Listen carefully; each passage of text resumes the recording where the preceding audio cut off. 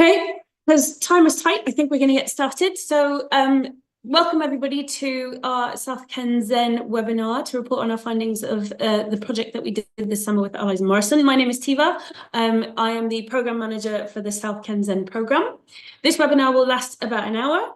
As you can see, your mics and your cameras are switched off. This is for security and also to enable us to record this session so that we can put it on our website later. If you do have questions, you can put them into the Q&A, which should be at the bottom of your screen. That is how we will tackle any questions you might have at the end of the webinar once the presentation is complete. We're delighted that you're able to join us today. We've got people signing up from lots of different countries, actually, and lots of familiar names, as I said, in the chat as well. But now I'm going to hand over to Dr. Alex Birch, who is Director of Public Programmes at the Natural History Museum and also member of the steering group for the South Kensington programme. And because of tech issues, she's actually sitting next to me today. So I'll hand over to Alex. Hi everyone, really lovely to see you all and thank you so much for joining us today. So as Tiva said, I'm Alex, I'm Director of Public Programmes at the Natural History Museum and I'm also an Exhibition Row Cultural Group board member. As part of that role, I've been working with Tiva and others on the South Kensington Plus project, which is obviously part of what the focus is of today's meeting.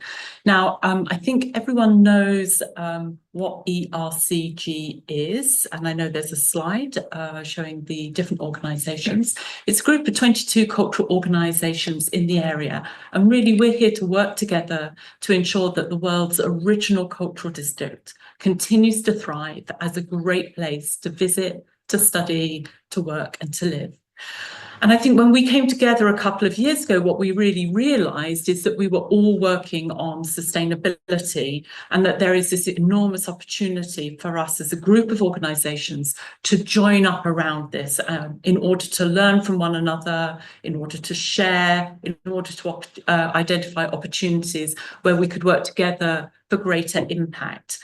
And that's really the basis of the South Kensington Plus project, a project which is working towards net zero across these organisations and to a nature positive future.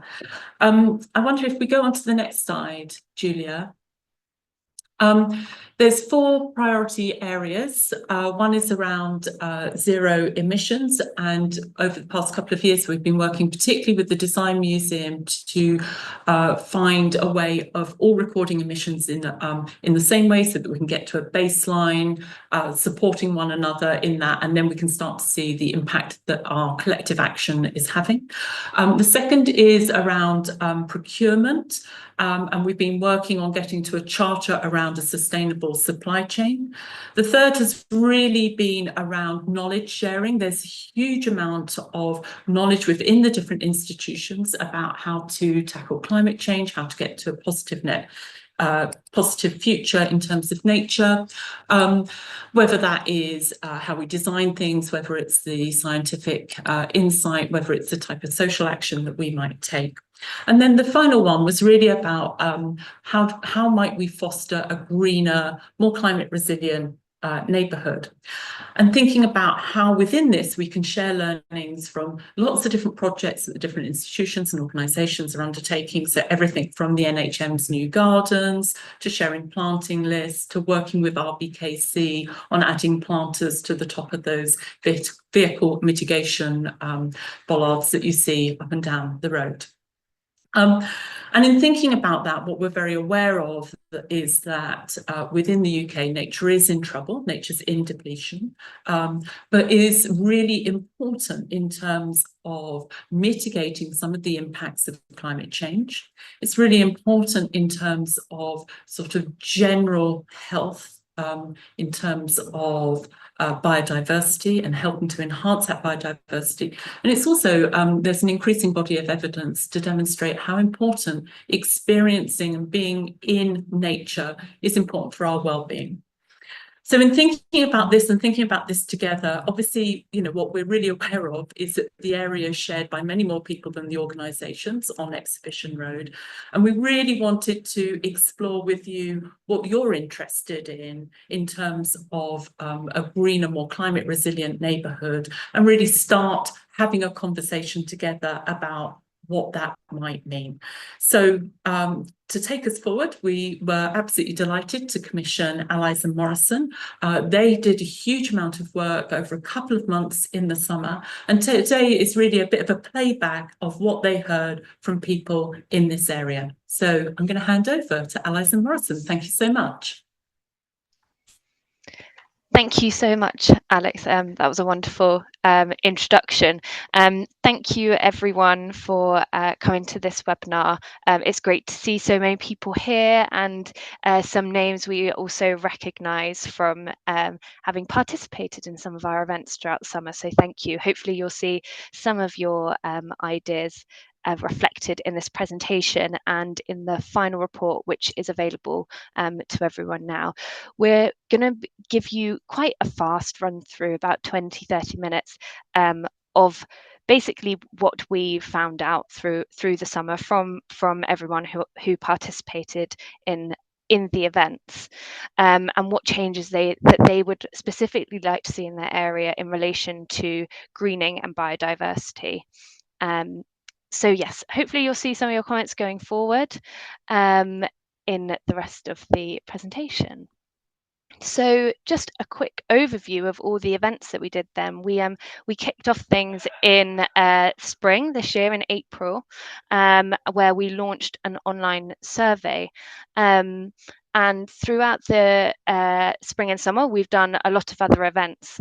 So the project's aims were not only to gather feedback and ideas from people, but also to highlight and share knowledge about how climate change and loss of biodiversity is affecting South Kensington now and how it might affect it in the future. And we're very proud of the reach this project has had. Over the course of 5 months, we reached approximately 20,000 people to tell them about South Ken ZEN, the project, and we engaged with a good chunk of that 20,000 people. We reached out to people via newsletters, which you may have received, employee networks, social media, pop-up market stalls, flyers that we sent out to 10,000 local residents, and at the Great Exhibition Road Festival as well. We also had online and in-person sessions with resident groups, with employees, and more as well. So it was a real kind of festival and celebration of bringing people together as well and starting those partnership conversations. Yeah, as I said, we sent out lots of flyers to people to let them know about the survey and the events that they could attend. We had 350 people respond to that survey, and there was an astounding amount of thoughtfulness and detail that went into those responses, and we've got so much good insight from that. We also hosted 35 people on a walking workshop, which was lots of fun, and that was a real mix of people from the Exhibition Road Cultural Group institutions, local residents, university and college students, pupils from local schools, and more. And that was absolutely amazing. We looked on the ground at where priority places might be to make a real change. And at the Great Exhibition Road Festival, we met with so many families, lots of residents and also visitors to the area who came and explored what a more biodiverse and a more environmentally friendly South Kensington could look like. So just to show you a sort of run through of how many people the team contacted, we contacted all of these groups of people. So 92 organisations and groups were contacted in total, and here's just a little snapshot of some of the people that we engaged with.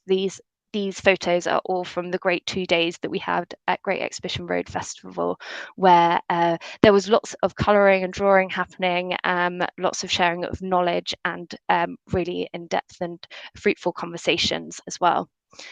And then here are a few photos from our walking tours, and you'll see this middle image here was the routes that were taken by 3 separate groups, and then we all came together at the end with photographs and with comments to discuss what could be done and what were our priorities. And that was a fantastic opportunity to start these partnership discussions as well. This is just a little slide to show kind of a bit of scene setting, and one that is in the report as well. It shows why the project is so important. We identified that only 19% of Kensington and Chelsea is designated as open space. In Westminster, it's a bit more at 25%. And on this map, if you exclude Kensington Gardens and Hyde Park, which obviously have a huge impact, and we can't skirt around the fact that they are 2 amazing things that we have in the centre of our capital, and in South Kensington as well. But if you exclude those, the amount of public open space actually reduces quite significantly, and goes down even further if you consider how long those spaces are open for. Lots are only open during the opening hours of the museums, for example, or until dusk, which makes it very difficult to get outside, enjoy the outside and green spaces, especially in winter. But we can't deny that private and communal gardens have a huge biodiversity potential, and part of this project as well looks at where there might be scope to enhance that and make the most out of that as well. So I'm going to pass on to Louise, also from Allies and Morrison, who will take you through some of the results that we got in. Thanks very much, Julia, and good afternoon, everyone. I'm very pleased that you could be with us here today to chat through sort of the process over the summer and some of the results.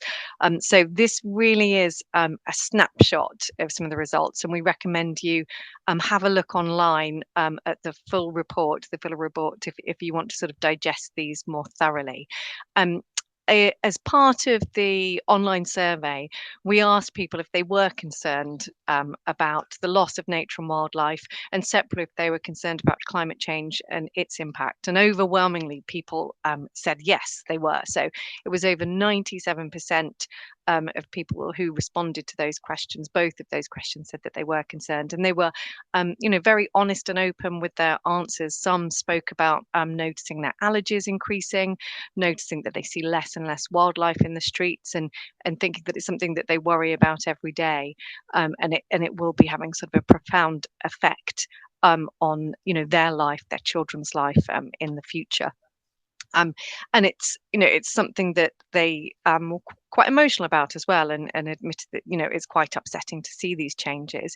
Related to that question, we also asked people who they thought had responsibility to take action to address this, and this included central government and individuals, but locally and relevant to our work, we asked whether people felt that local government, local planning authorities had responsibility, and 92% of people felt that both Kensington and Chelsea and the City of Westminster councils had responsibility, not only in what they go about it within their organisations themselves, but in terms of our built environment, our streets, our trees, our houses, the buildings and the spaces that make up our built environment.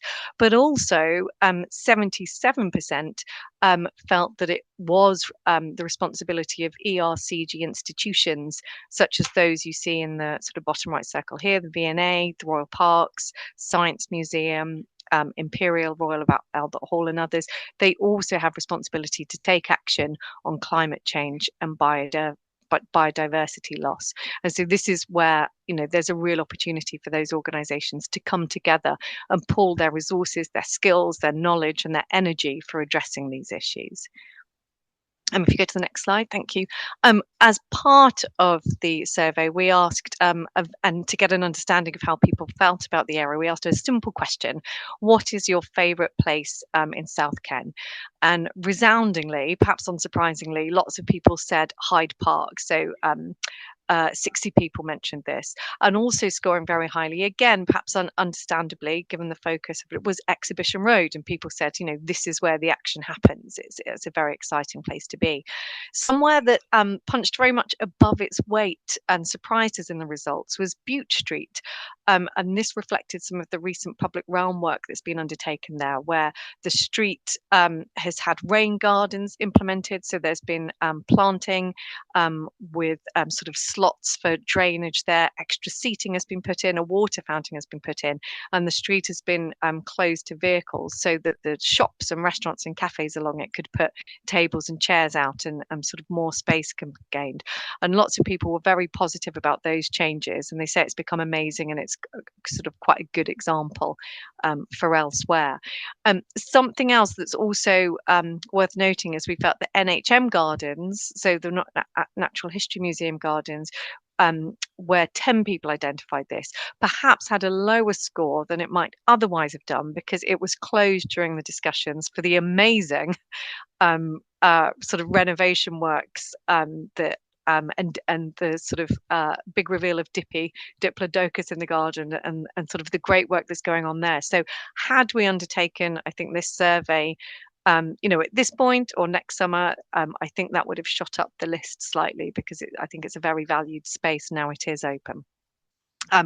Some of the other places that people like to see very much valued in the local area was the Holy Trinity Brompton Churchyard, and Kensington Gardens was of course mentioned, and Prince's Gardens as well. And of these, people mentioned that they were peaceful, quiet, secluded, they had a great sense of community, and there was a sense of sort of respite from some of those busier streets around.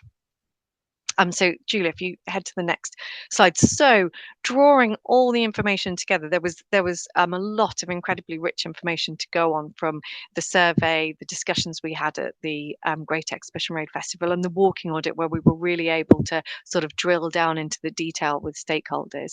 A set of principles emerged from sort of people's ideas and suggestions that we've set out here. And these can be broadly sort of grouped. So very much coming through the forefront was making South Kensington a climate resilient place. So ensuring it's resilient to more extreme weather, such as heat waves and heavy rainfall, and also making it a nurturing, a biodiverse place. So encouraging a greater biodiversity and creating habitats where nature and wildlife can grow and thrive. And these were very much the core objectives of this project. And they were sort of central to some of the questions that we were asking people.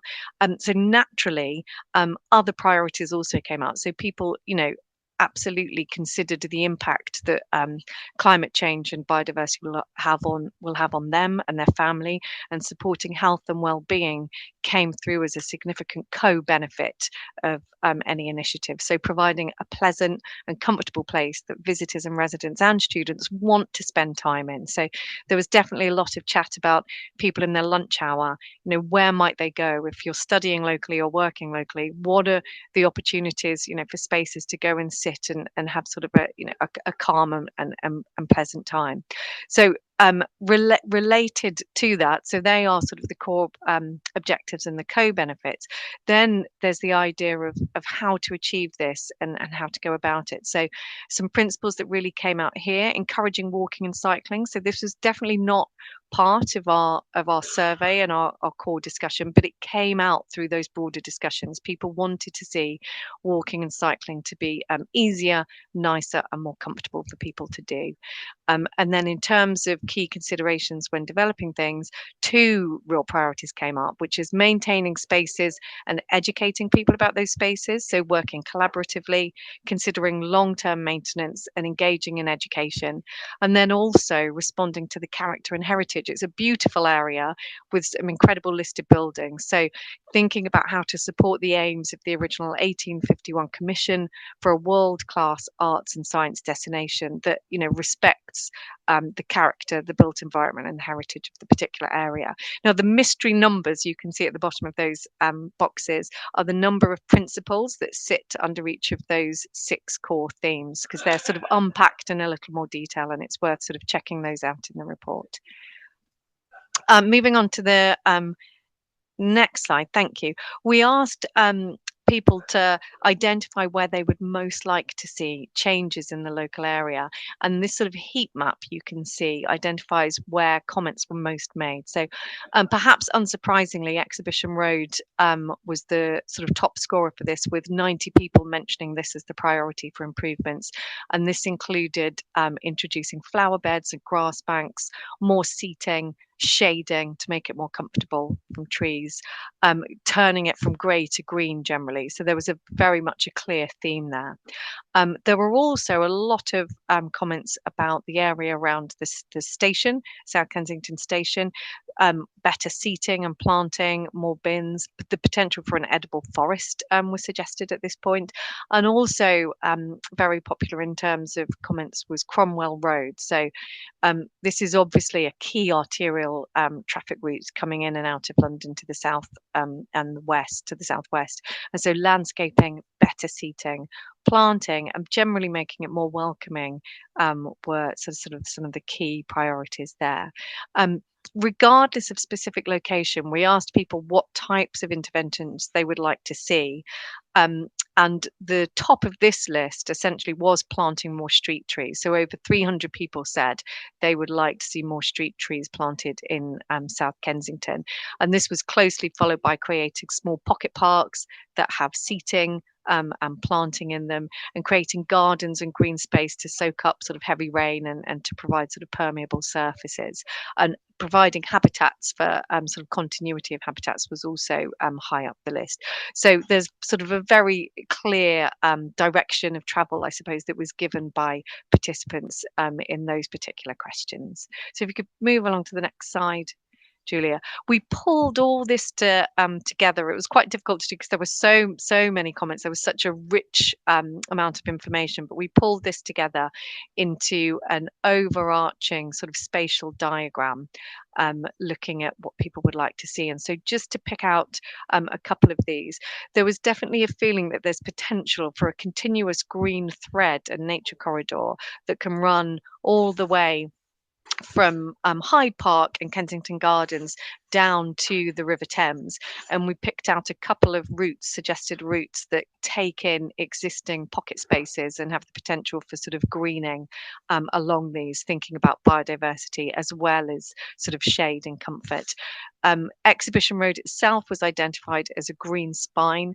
There were potential for particular spaces such as Prince's Gardens, Queen's Lawn, and Imperial Gardens to support better biodiversity and to provide seating. There were definitely proposals for improving cycling and walking along some of those side streets, but also to the north as well, sort of alongside Hyde Park.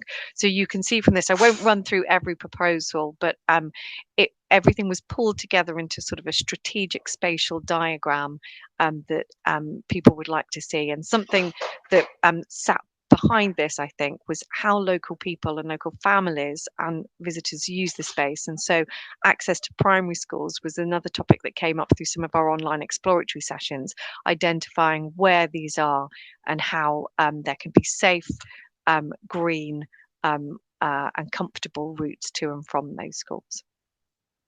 Move on to the next slide. So in addition to those principles and the overarching sort of strategic spatial ideas, there were lots and lots of project ideas that came from stakeholders across the many events. So we had 38 project ideas overall, and these have all been generated by stakeholders during those engagement events, sort of rather than by us ourselves.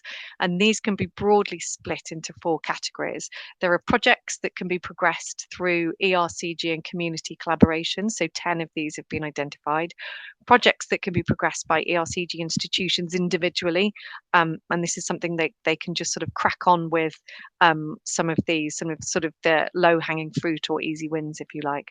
Projects that could ERCG could advocate for others to progress, and this includes sort of third-party landowners, but also the 2 local authorities at Westminster and Kensington and Chelsea. So, for example, one example of this could be the Yalta Memorial Garden, the potential for improvements to that on Cromwell Road as sort of a place of respite, or narrowing side road junctions in sort of collaboration with the local authorities. And in addition to that, lastly, there are sort of key studies to advance neighbourhood approaches. And this could include green infrastructure audit or landscape strategy, but also an underground survey on Exhibition Road for tree planting. So given the strength of feeling that came through from many participants during the process about planting, and particularly for that to be on Exhibition Road, that's something worth looking at. So we're all aware that there are the pedestrian tunnels that run beneath Exhibition Road that could make it challenging to plant trees there, but there are other ways of greening. And we also had attendance from long-running residents at some of our exploratory sessions who pointed to historic photos of Exhibition Road when actually additional trees did exist on the road. So we're looking at how we can sort of explore that and find pinpoint opportunities for where greater tree planting can happen. If you move on to the next slide. So this is just one example, picking out sort of 3 projects from the report. So those 38 project ideas that were put forward, and each project is aligned with at least one of the principles, those 6 principles that are set out at the top, and give a little detail about what the project might be, who the partners might be that can help to deliver this, and then identifying an indication of the impact that it might have, the complexity for undertaking it, and what the timescale might be, whether that's short term, medium term, or long term. And so we have 3 examples on this slide. So Exhibition Road drinking fountains. So the potential to introduce water features, you might have spotted on the sort of spatial diagram, was a key ask from some of the participants, and drinking fountains is sort of related to that. So this would encourage people and visitors to reuse their water bottles and also provide additional comfort, especially during warmer months. It would have a great impact and possibly not be that complex in order to deliver. So this is one that we've sort of identified. Another one, Royal Albert Hall landscaping. So this is obviously a fantastic key heritage asset for London as a whole, and thinking about the exterior environment on this, particularly on the south side, and its relationship to the steps and down to the Royal College of Music and sort of other local institutions. It feels like there's a real opportunity here. So balancing planting, seating, permeable surfaces, obviously taking account of the deliveries and servicing that need to happen for this very important cultural institution in London. So this meets really 5 of those 6 principles, and would be very impactful, but also would be incredibly complex to deliver. So that might be one of the longer term projects. And so finally, a 3rd project that we've identified is the Natural History Museum and the fantastic Urban Nature project that's been delivered there, and the findings from this. So we know that data, monitors have been set up in those gardens, and we can use the data and findings from the Urban Nature project to monitor points and inform future planting approaches, both here and in the rest of the neighbourhood, to attract certain types of animals and invertebrates. So this again would have a great impact, but wouldn't necessarily be incredibly complex to do, and much of the infrastructure is already now in place. It's just about that knowledge sharing across the ERC institutions and that collaboration. So move on to the next slide, and I will pass back to you, in fact, Julia, to chat through. This is sort of a snapshot, but it starts to look at delivery. Yeah, absolutely. Thank you, Louise. So as part of the project and the report, we've put together a page in the report which identifies key partners that could be helpful in delivering or starting discussions about some of these projects that have been put forward by local people. We've identified key actions and opportunities that are available here, and so this forms part of our next steps for the project as a whole, and that is the end of our bit. I'm going to pass over to Freya Stannard at ERCG, who will talk you through the next steps of the project and what happens from here now that all this work is done and we've looked at all of the feedback from local people. Thank you, Freya. Brilliant. Thank you so much, Julia and Louise. What a wonderful, incredible piece of work. It's so thorough, it's very detailed, and it's a really fantastic starting point to understanding how we can work together across different communities in the neighbourhood, and really to understand the appetite of what key stakeholders want to see in our neighbourhood. So thank you so much. I've met many people on the call, I think, which is wonderful. But for those who I haven't met yet, I'm Freya Stannard, the director of Exhibition Road Cultural Group. I only started in the role this summer, actually, and it was right in the thick of this project. So it was a really brilliant way to be introduced to the role. Wonderful to meet so many residents so quickly, people that work in the area and other key stakeholders. I actually came from working at the Natural History Museum and on the Gardens development, which we've heard a little bit about already. So it's lovely to see now how I can work with others to extend and spread that type of activity across our neighbourhood. I'm going to do a bit of a Q&A session in a minute, so please do start thinking about some questions that you might want to ask myself or the panellists. Drop them into the Q&A and I'll attempt to read those out in a minute. Just before I do that though, I'm going to run through our next steps really. So I think one of the key things to say is that this is really the start of this project, and we will absolutely be thinking about how we're going to continue and to sustain our local stakeholder engagement as we go through. We've just heard there's 38 projects proposed, more ideas in there as well, and so much detail for us to get our heads around. But over this Christmas period, what we're going to be doing is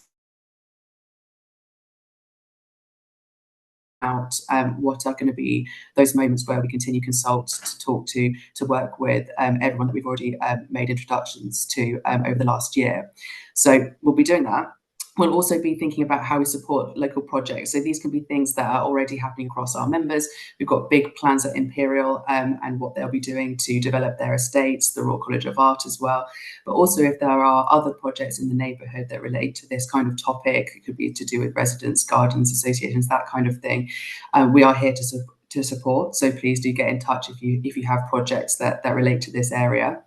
And it was mentioned a little bit by Julia just a minute ago, but some of the other key partners that we'll be working with, and these are going to be particularly the councils, because of course the councils look after much of the public realm. And two of those key areas is thinking about how we're going to actually understand the biodiversity that exists in our neighbourhood. Hyde Park and the Royal Parks already do a lot of this, the Natural History Museum does in their gardens, but we need to think about a methodology that's going to make sense to understand that across the neighbourhood, and look at existing data sets. So we'll connect with the councils on that. And we'll also be looking at how to develop a coherent approach to these projects, because we've got lots of ideas, but we probably need to go into a lot more detail about where are the key areas that we can make a difference in terms of climate adaptation in our shared spaces. So those are the key next steps. I'm going to start looking at the Q&A now, so please do pop your questions in. Okay, we've got one in here, so let me read it out to you. Thanks for a really interesting presentation. Was the topic of maintenance and upkeep of green spaces mentioned during the stakeholder engagement? And was there any appetite from organisations or residents to support with the maintenance of existing and new greening? Wonderful question. I know I'll just say a quick response to that one. As I know, when we've trialled this kind of activity, for example, putting planters on top of the hostile vehicle mitigation units, we worked out that we will support that with the ERCG, but actually work with the councils on the ongoing maintenance of that kind of project. But I'll just pass back to Julia, perhaps in the first instance, to ask whether you had anything specific come out from that. Yes, this was something that actually came up, especially in our walking workshop.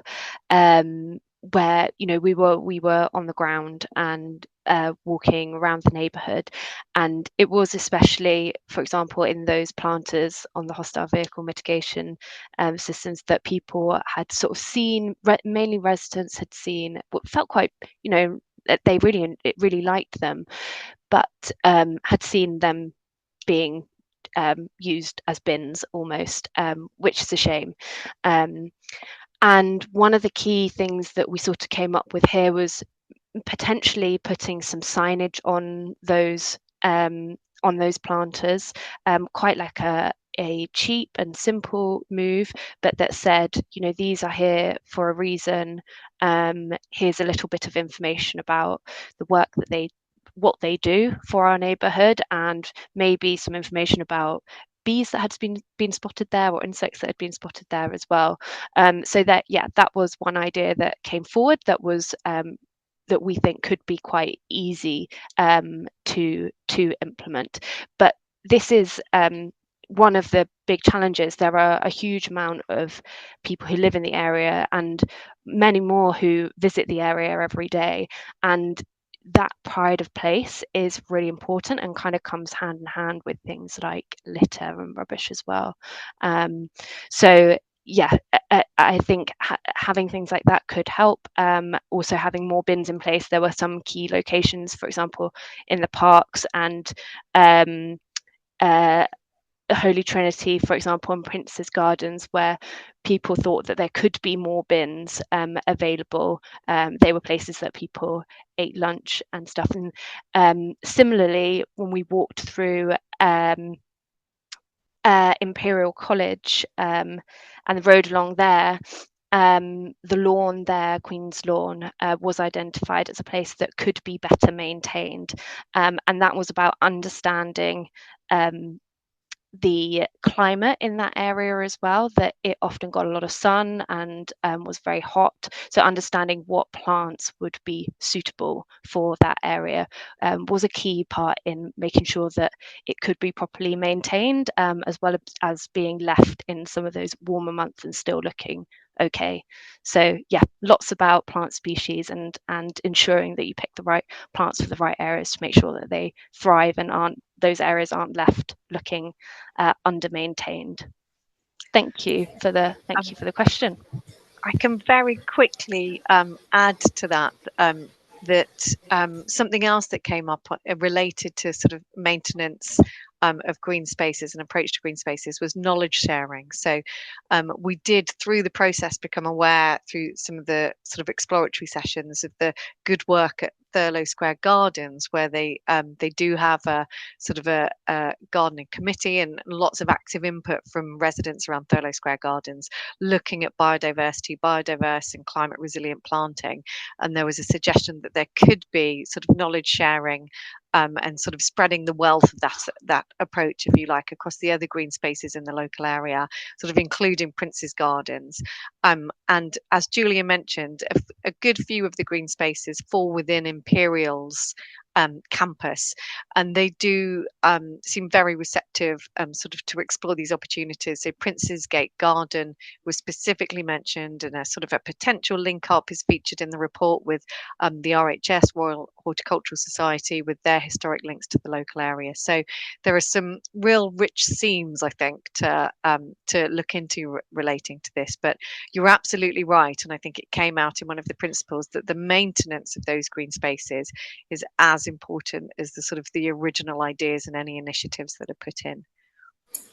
Excellent. Thank you both for answering that so thoroughly. Yes, it will definitely be something that we'll have to be considering from the very first outset. We don't want to start something that, 2 years down the line, everything's dead. It will be in our planning right from the beginning. Thank you. Okay, so some more questions coming in.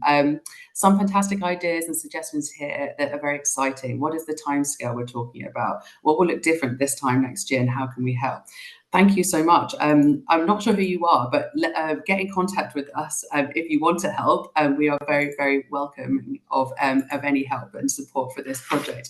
Timescales, though, what we want to do now we've got this report is actually really digest it and probably split it into those different periods of things that we think we can do relatively quickly. And there are some examples of projects there, particularly when we're working with our members who have control of their estate. So some of those will be working with our partners and hopefully implementing things over the next year. So we should be seeing some changes in the next year.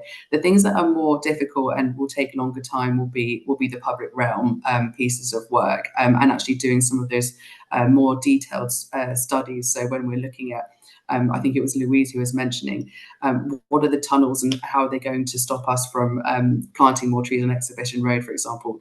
All of that will take a bit of time as well. So, but what we hope to do is, now we've got this report, spend the next 3 months in the new year actually writing down a project plan and timescales against it for those different interventions. And then we'll relay this back to stakeholders who have participated in it. As I say, we'll keep that communication going. And maybe this actually relates to the next question. All sounds fab. I'm going to raise the awkward question of funding. What funding streams are you exploring, and what level of funding are you assuming you'll get? That is a tricky question at the moment, when we're sort of figuring out which projects we want to pursue, and we will definitely be looking in more detail as we do the project planning. What can we do? But we know that we'll be looking to funding from different sources. So absolutely from local government sources. We've been able to access some of that before with the NSIL funding, but also GLA as well we'll be probably looking into, but also private funding sources as well. So it's going to have to be a mixture, and it will very much depend on what type of project that we'll be doing, whether it's sort of led by our partners, whether it's led relating to the public realm. So that's all to come in the next stages of our planning. Because the other thing to mention is that conversations are continuing with local residents associations and representatives of the local area, and this touches on all three of the questions. There is the opportunity also to develop little mini projects with them. So, for example, I've had conversations with the Knightsbridge Association about developing a project for householders to do more pollinator friendly planting, and that might have all sorts of ripple effects down the line, but that would be something that would be very much led by local residents. We could work in partnership with them to help support them, perhaps secure some lottery funding or something like that. So there's all different scales of opportunity here as well. Thank you so much for that, Tiva. So I was just reading all of these amazing questions coming in. What's next? Is there potential for green wall installation where street trees or parklets might be more practical? Absolutely. I mean, I don't know if some of you know, there's a couple of wonderful green walls in the area already, and some of our Exhibition Road Cultural Group members have been inspired by those and thinking about doing their whole walls as well, actually on Exhibition Road. So yes, it's definitely in people's thoughts, and we'll think about it for any parts and facades that we can influence as well. Thank you.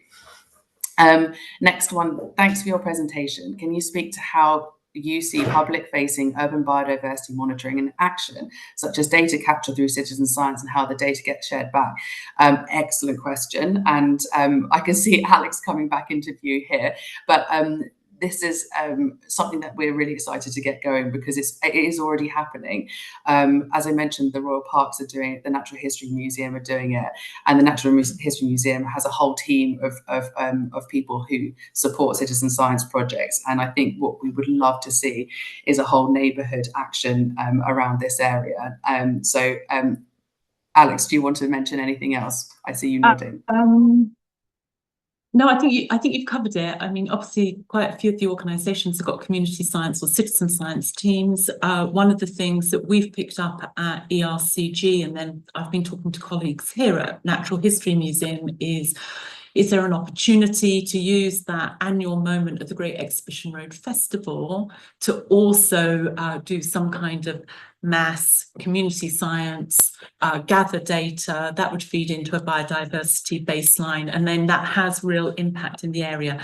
And then just the other thing I would be really remiss not to mention, tangential to what we've been talking about today, but very much along the same lines, is the Natural History Museum is working with the Department for Education to run a major project called the National Education Nature Park, and that's about encouraging every single education setting up to age of 18 to take action on their school estate for biodiversity. And the very first action is all about from grey to green. So most schools have some tarmac, lots of schools have got lots of tarmac, and how might they convert that in really simple ways to biodiversity and sort of projects that can support that.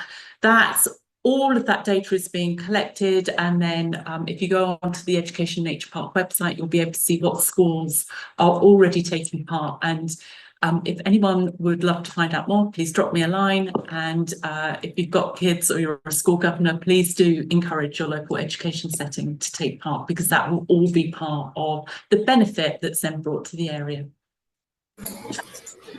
Thank you so much, Alex. It's such a wonderful project, and I was so lucky to have been a part of it a little bit before I moved over to Exhibition Road Cultural Group.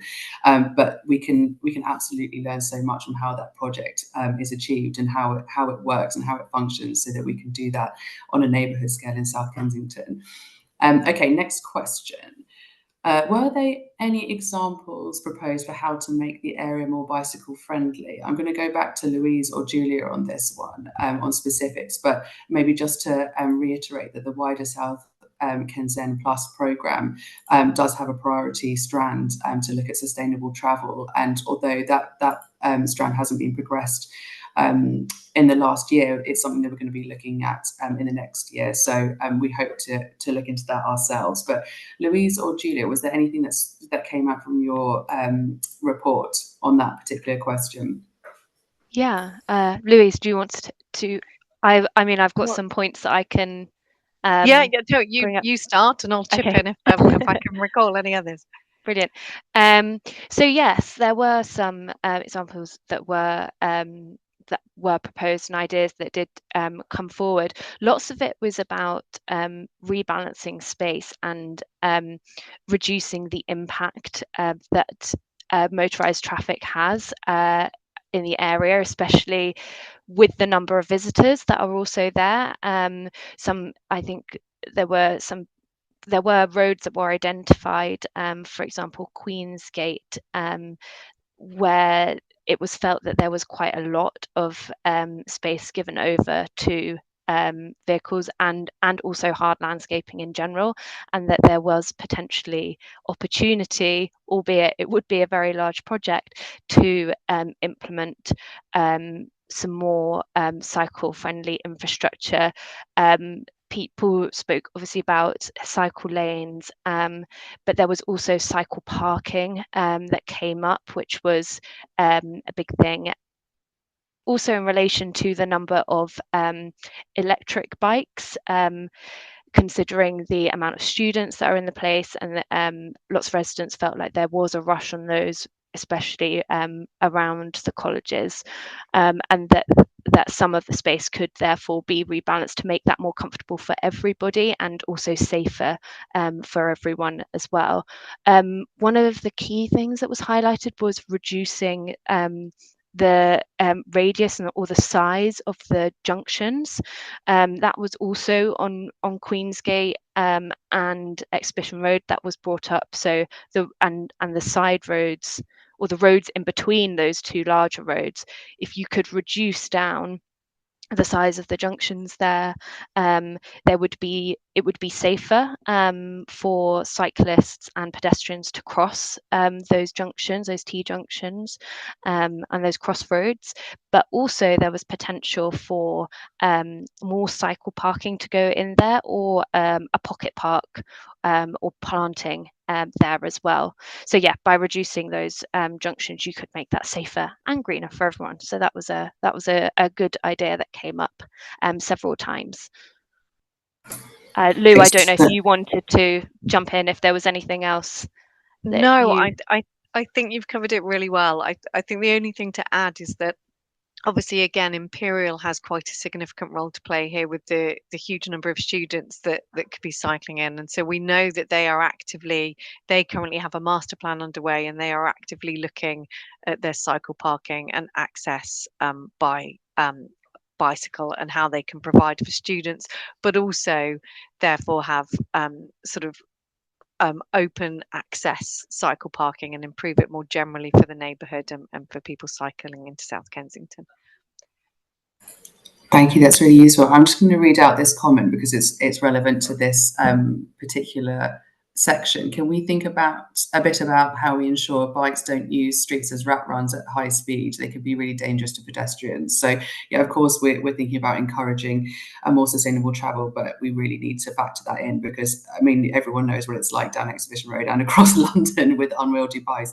And I'm a cyclist and get very irritated when I see that giving cyclists a bad name because yeah, it can be incredibly dangerous. Thanks for popping that in the chat.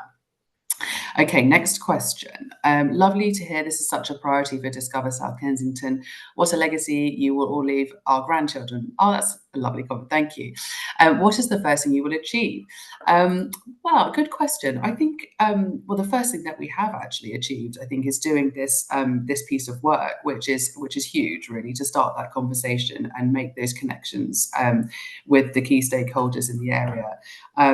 So I think that's a huge achievement in itself. But I think probably from more of a not so exciting answer, what we're going to have to do next is look at how we baseline what biodiversity we have in the neighbourhood and do that finer grained detailed analysis of the infrastructure that we actually have in the area. So that will be the next phase, really. So we'll once we have a baseline, that will be the good starting point for understanding where we can make those key interventions that will really improve what's happening. So that'll be the next phase, and you'll definitely hear more about it when we do that. Okay, so next question. Oh, this is a useful comment actually, rather than a question. There are a few local streets where the residents self-fund a gardener to ensure the street is green and lovely. Would be worth joining up with these. Ennismore Garden Mews, just north of the church gardens, is one of them. That's incredibly useful. Thank you so much.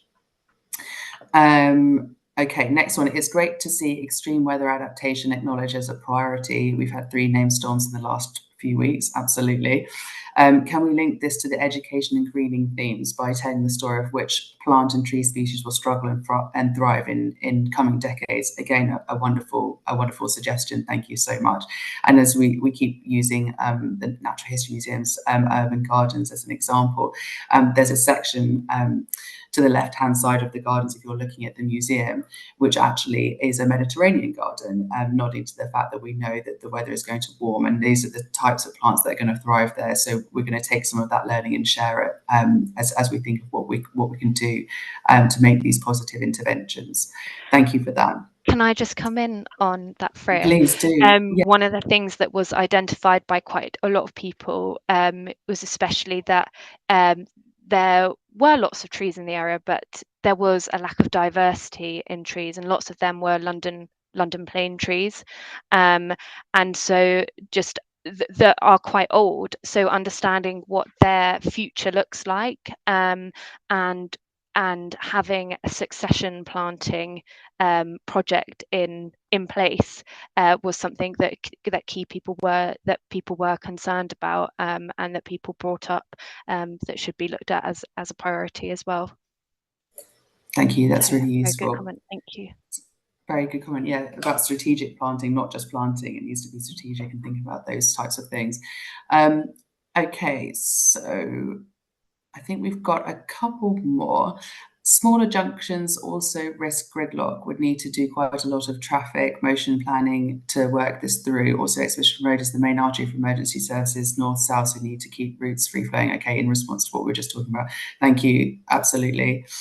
And I think, well, this might be the last question that we have. Could we try some on-street publicity for this initiative? We can all tell our members, but sometimes, depressingly, I think people bin emails hard copy, assuming it's spam. That's absolutely true. And I think now that we've got this wonderful report, this is again just the beginning of how we're communicating what we're doing and working together on that. So we'll be thinking about how we can communicate this more broadly in the coming months, but also things, initiatives like what Alex mentioned a little bit earlier. How can we make this more visible events such as the Great Exhibition Road Festival. So yeah, lots of opportunities for that. But again, if people have events or they have ideas of opportunities like that, please just come forward to us, and yeah, we would love to be part of sharing that more broadly. Thank you so much. That was almost as if it was planned. Perfect number of questions submitted in our time. So very much appreciate that.